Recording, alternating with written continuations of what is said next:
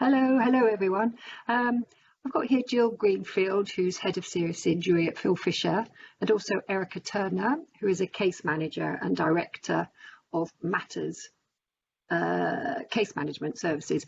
And they're going to discuss how vital it is to keep up contact with seriously injured clients who may not be able to get the help they need during times of lockdown. So, Jill, if we start with you, and you could give us a couple of examples of a couple of cases where maintaining that contact is absolutely vital. Yeah, so I've had a few scenarios where I've got clients whose family members who were helping them prior to the lockdown are not able to do that now. Either they're abroad or they're actually self-isolating themselves. So I had one client who flat whose son would usually pop round, so that wasn't possible. So that was a real worry because she wasn't able to go out.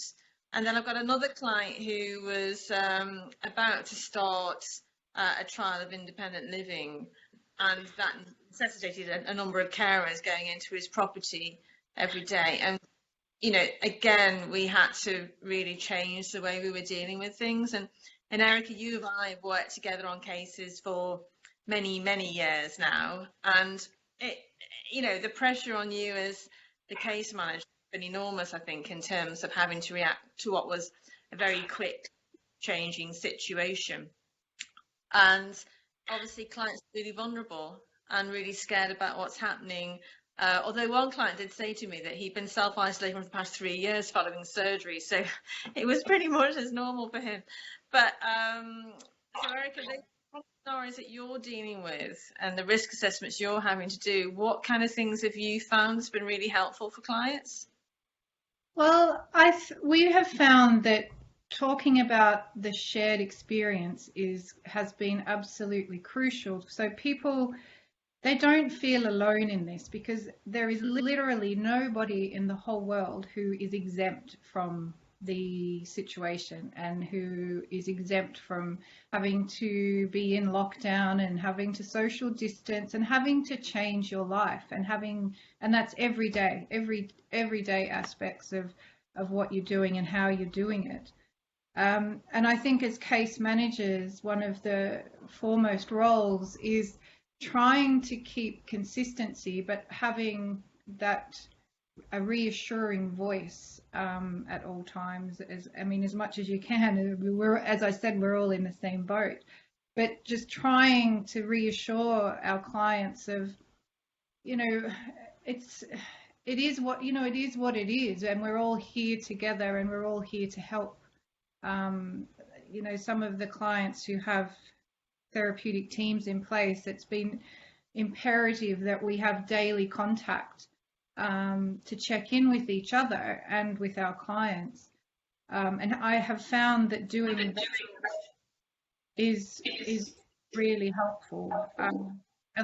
We've had to, I guess, rejig how we are doing that. So for some clients, it's working out much better to be able to have more frequent but shorter sessions. So there is that regular contact, and clients have got the space to ask questions, but try and keep some of the rehab going, and just being very creative and putting your that lateral thinking on, and nothing is off the table, so to speak.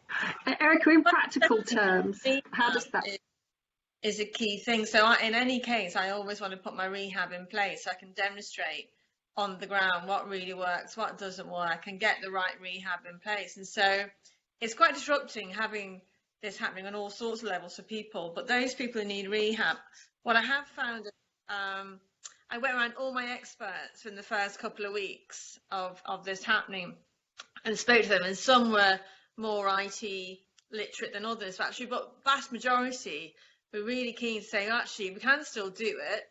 We can do it using things like Blue Jeans and Skype and Zoom and all the rest of it. And actually, I also spoke to my clients. What I found was it was really important for them to see a face.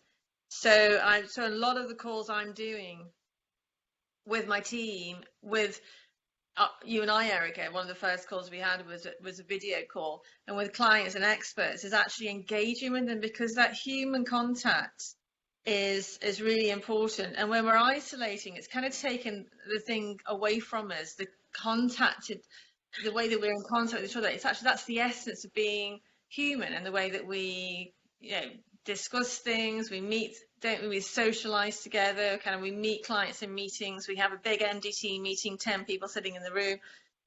Those things have changed dramatically. I mean, your clinicians are superb. I mean, how are they coping? And what was they've had to do it really quickly as well, so no one really had any time to prepare for this, did they? No, no. I mean, it's funny kind of talking to people how, they've had to set their IT situation up a little bit differently. They've had to set up their home working situation a little bit differently. But that's part of it. And sharing some of the things that are working and not working helps. But also sharing that with our clients, because for them, this is a whole new world. And for some of them, their injury might be very recent. So they're grappling with all sorts of things. And I think certainly the clinicians and case managers, we have to be ready always just to do things differently and adapt. And I think also just sharing some of that personal experience as well, which contributes to the shared experience, is so powerful. And just having space to have a chat, just check in, literally, how are you? And doing that with the clinicians as well, because as I said, we're all in the same boat. In practical terms, how's it actually worked with, I think you said some of your therapists were actually giving virtual PT sessions and yoga and that kind of thing. How's that actually work? Yeah, really well. The PT, there's been some challenges. Sort of people go straight to, I need all of this fancy equipment to be able to do my physical exercises, but you do not at all. So the PTs have been great in, just things like, just body weight exercises, and just literally standing up, jumping around a little bit if you can, and tailoring it to everybody's physical ability.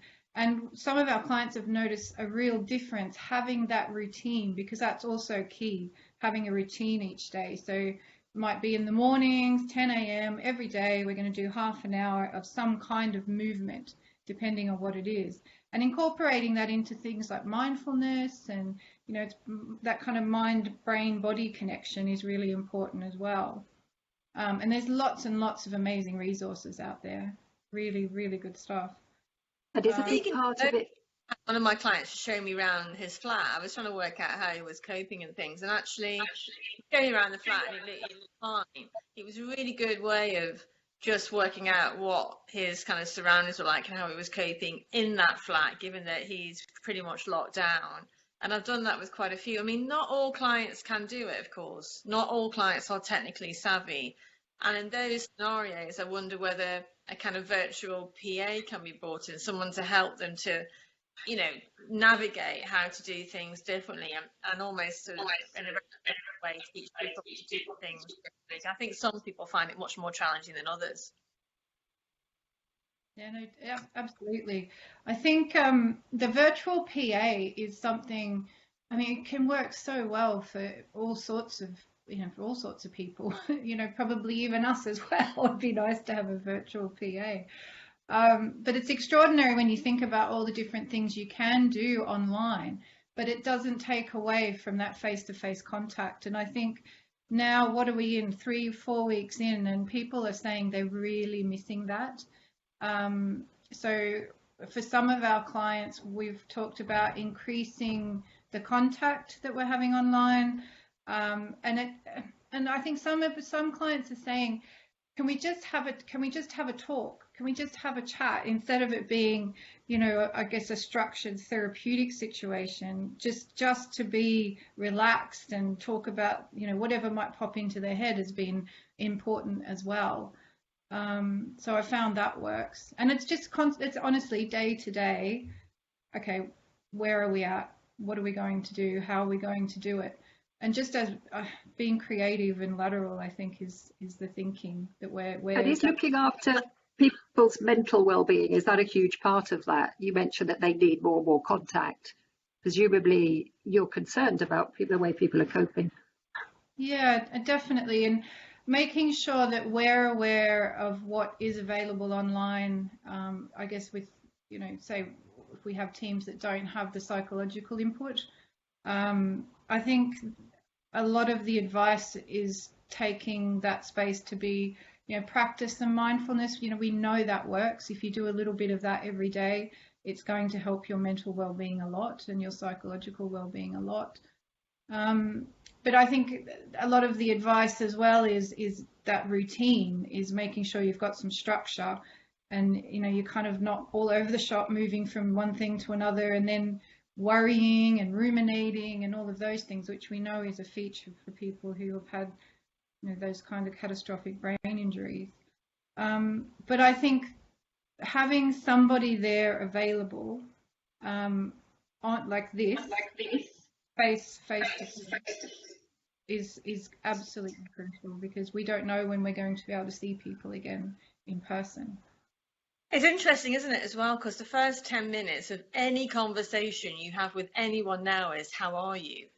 And the way that it was just kind of flippant, how are you? Now it's like, no, really, how are you? Are you okay? What's going on with you? And so it's just, actually a level of kindness that's come with this, and people are really supportive of each other. And we've got a big WhatsApp organisation around us here, and they've been really helpful. So, because I was self-isolating here for a while, but I do think it's just the genuine human, actually, how are you? And normally people that we work with, Erika, have lots of contact with people going in and out of their house, so that is a natural thing to be talking about anyway. It's not now, it's kind of it's quite specific almost, really. How are you, and what are you doing, and what's your day been like? Because we all know we're pretty stuck inside.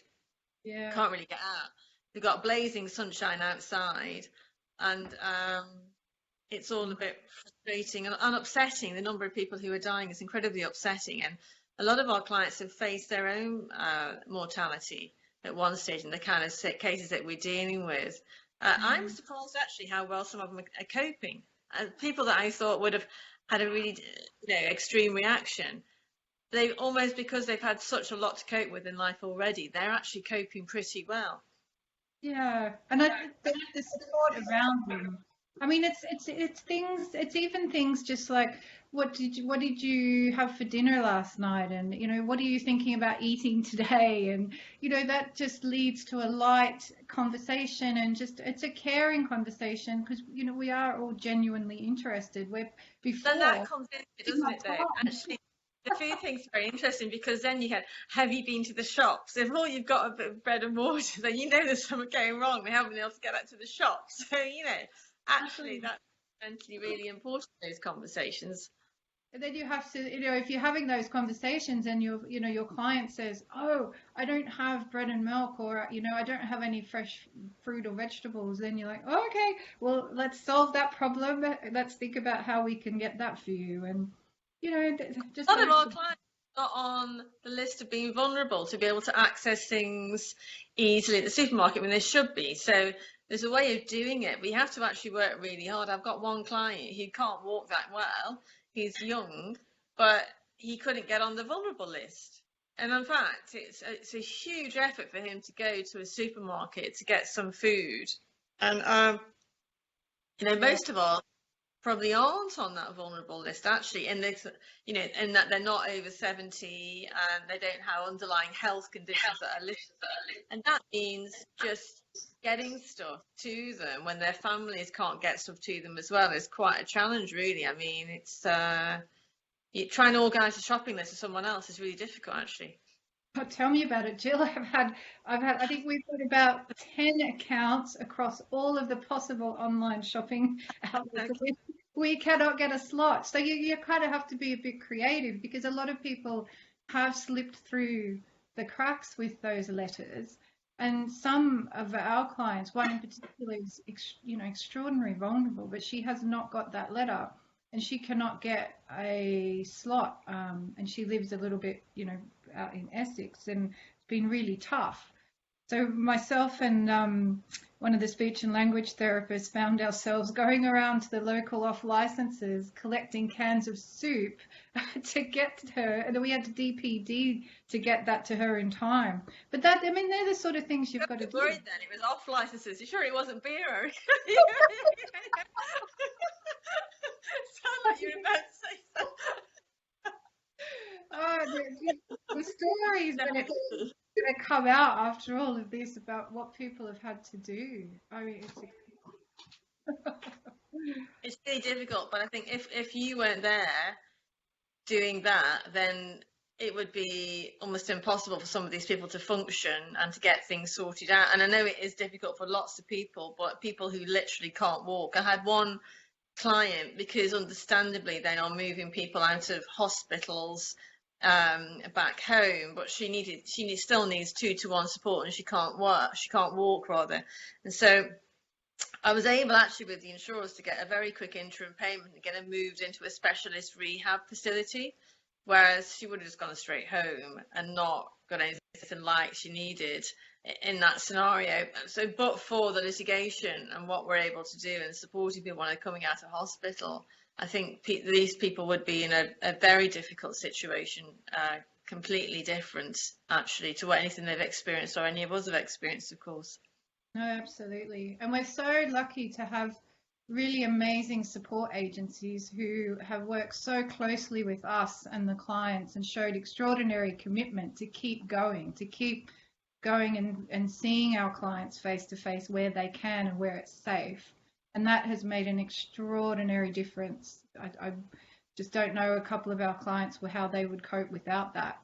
But well, again, support workers are amazing. So we've closed down a couple of packages in that people have moved into the houses, getting as few people coming through the door as possible to keep that individual as safe as possible. So people have left their families to go and move in with clients to absolutely look after that client and make sure they're as okay as can be.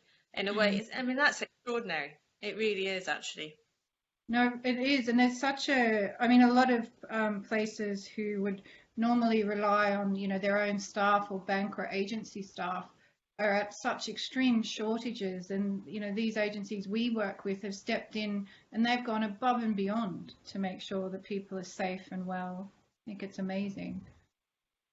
Yeah, I think we've also had to guard against them using public transport for those that are going to and fro to make sure they're not on the tube and not exposing themselves unnecessarily. So taxi fares and costs have gone up, but of necessity. I mean, it's happening on lots of practice, I'm afraid. You've got to do it.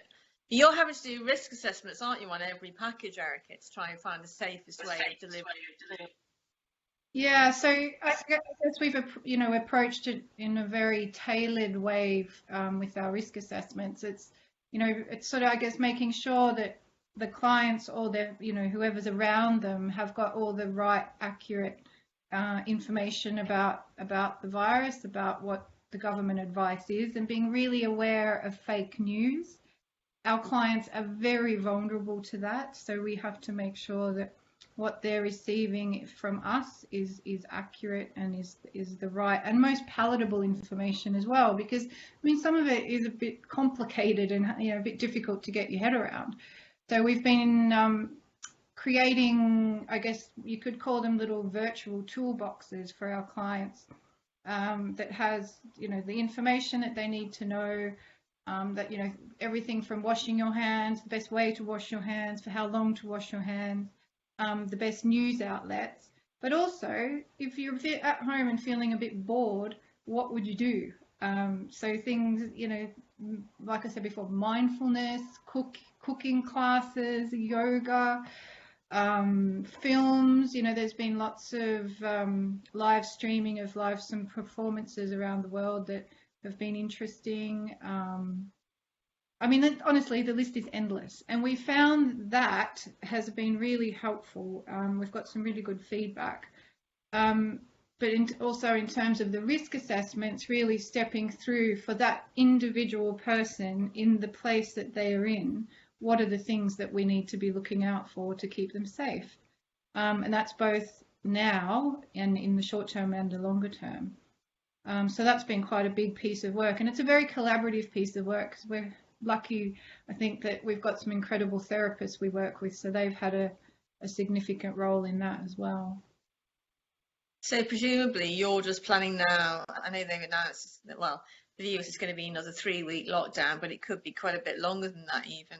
So you've set yourself up as a team with all your therapists, support workers to just deal with this as long as it goes on for.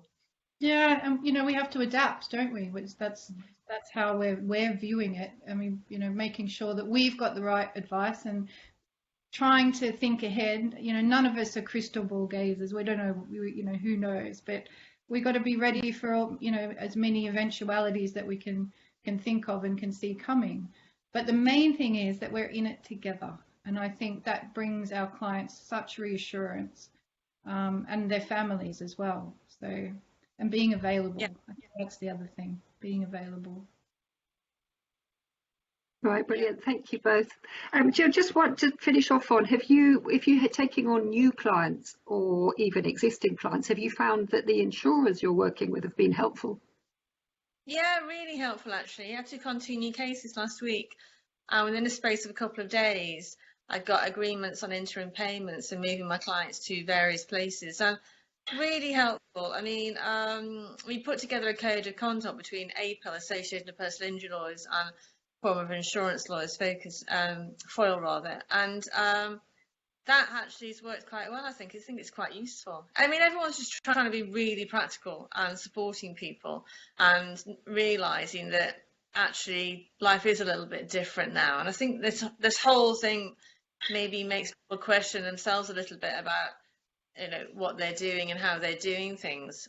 So it's been great. They've been very helpful, and it's interesting. So taking on new clients that you haven't actually physically met, well, you can meet like this. You can meet in a video type scenario or phone calls and things like that with people. But yeah, you're right, Erika. New people, it's quite a challenge, and they're suddenly dealing with a new personal scenario and then a new worldwide scenario.